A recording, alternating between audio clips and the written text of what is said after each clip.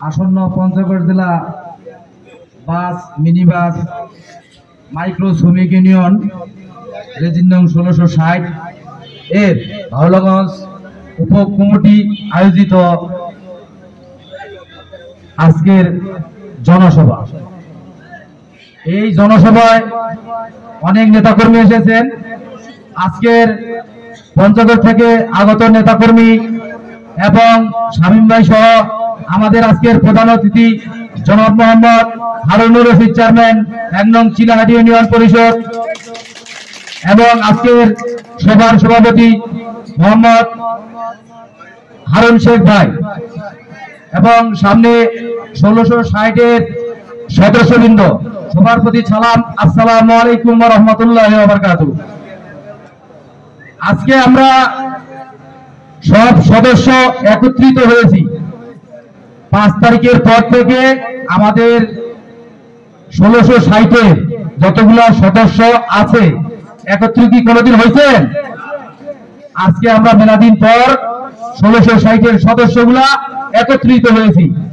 কিন্তু আমরা বারবার আপনাদেরকে নির্বাচিত করি, আপনারা আমাদেরকে কি দেন?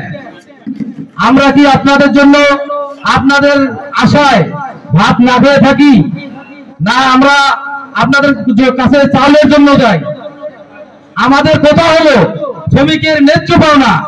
আপনারা শ্রমিকের ন্যায্য পাওনা কেউ পেয়েছেন? একটা লোক শ্রমিকের ন্যায্য পাওনা আমরা পাই না। কেন পাই না? আমরা কি এই 4 কোটি টাকা দেই না?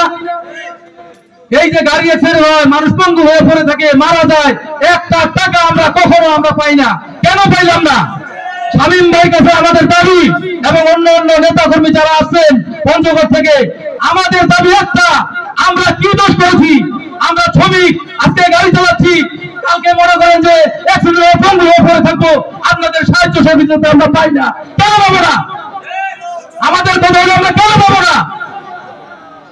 আমাদের ভোটের সময় সবাই কাজে লাগে। আজকে 1টি বছর হয়ে যায় 1660 এর এখানে চাঁদা আদায় হতো। এই চাঁদা বন্ধ হওয়ার পর এখন পর্যন্ত আমাদের শ্রমিকগুলা কি অবস্থায় আছে আপনারা কেউ খবর নিয়েছেন? একজনও খবর নেন নাই। কেন নিলেন না? আপনাদের শ্রমিক শুধু পঞ্চগড়ে ভাওলাগঞ্জের ভোট লাগে না? যদি ভাওলাগঞ্জের ভোট লাগে অবশ্যই আপনাদের দায়িত্ব ছিল। ভাওলাগঞ্জে খবর নেই, ফোন নেই, এইখানে একটা আমাদের ঘর নাই। কেন আজকে ঘর নেই শ্রমিকের? আপনারা উত্তর দিতে পারবেন? আমাদের শ্রমিকের কিসের ভরসা এখানে? আমরা একটা ঘর নাই, আমাদের একটা ঘর ভাড়া দেওয়া আছে, 1 বছর থেকে যে ভাড়া রাখি দিচ্ছে এটাও খবর কেউ নেন নাই। কেন নেন নাই? আমরা সবাই মিলে, আমি চেয়ারম্যানের কাছে আমি একটা দাবি জানাচ্ছি, আপনি আমাদের ঘরের ব্যবস্থা করে দিবেন এবং শামীম ভাইয়ের কাছে দৃষ্টি আকর্ষণ করছি এবং অন্য অন্য নেতা কর্মী যারা আছেন, আপনাদের ভোটের পরে আমরা ভাওলাগঞ্জ উপ কমিটির একটা ঘর অবশ্যই চাই, অবশ্যই চাই। আপনারা কি বলেন? আমি এই বলে সংক্ষিপ্ত বক্তব্য এখানে শেষ করছি। আসসালামু আলাইকুম ওয়া রাহমাতুল্লাহি ওয়া বারাকাতুহু।